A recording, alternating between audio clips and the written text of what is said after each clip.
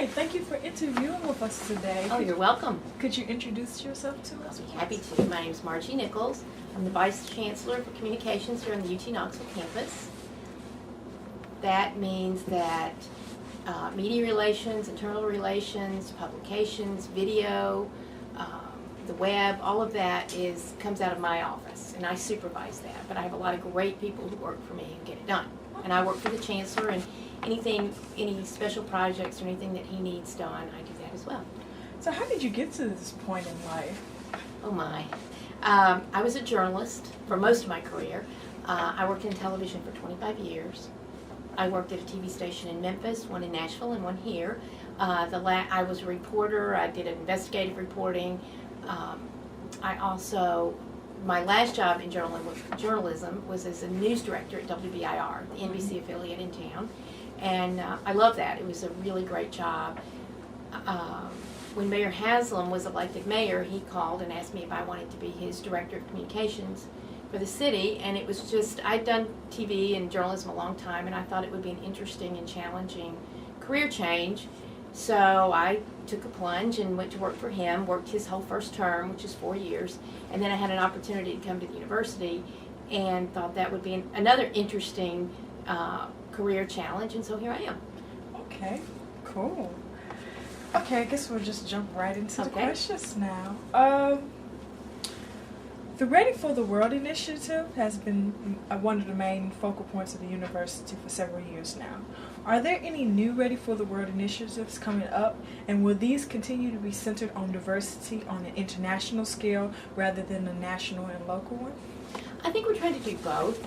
I think that we are always going to have new initiatives because as the program grows, you may take some things away and add some new things, but every program, no matter what it is, needs to evolve and change and have something new to keep it interesting. Mm-hmm. And I think that it's important for it to be local, state, national, and international.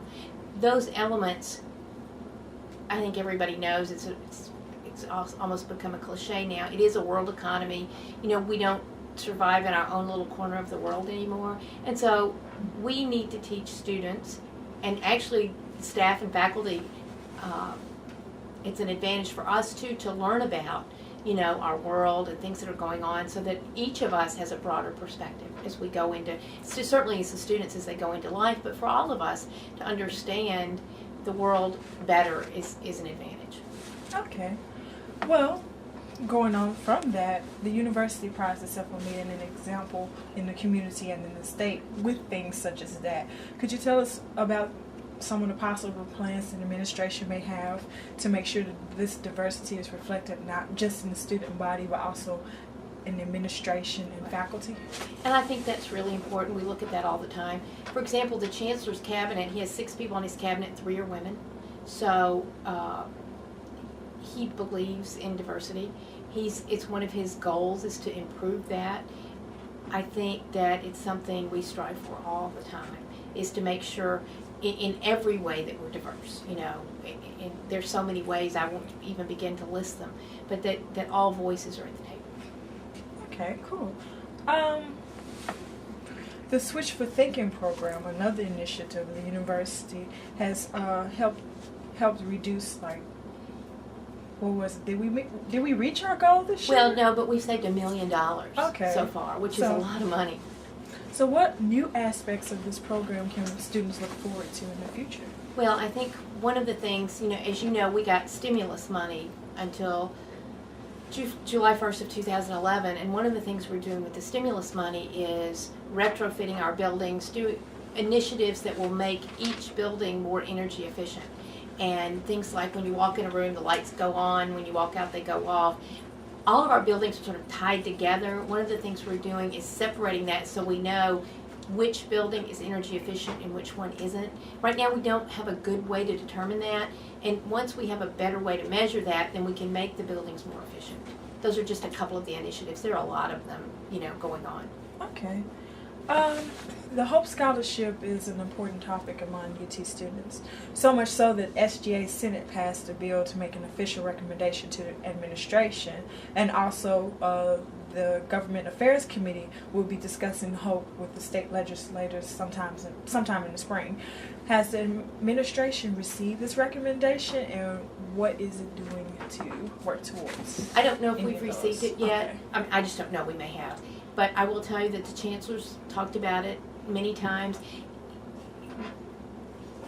It's tricky. The political process is not as easy as just saying we want it. So government relations is handled by the system.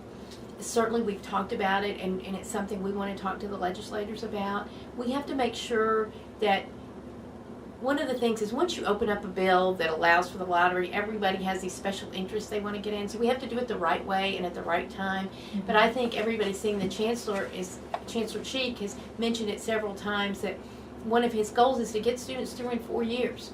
Mm-hmm. And one of the ways we can help do that is by having, if they can go to summer school and allowing them to use the lottery in summer school.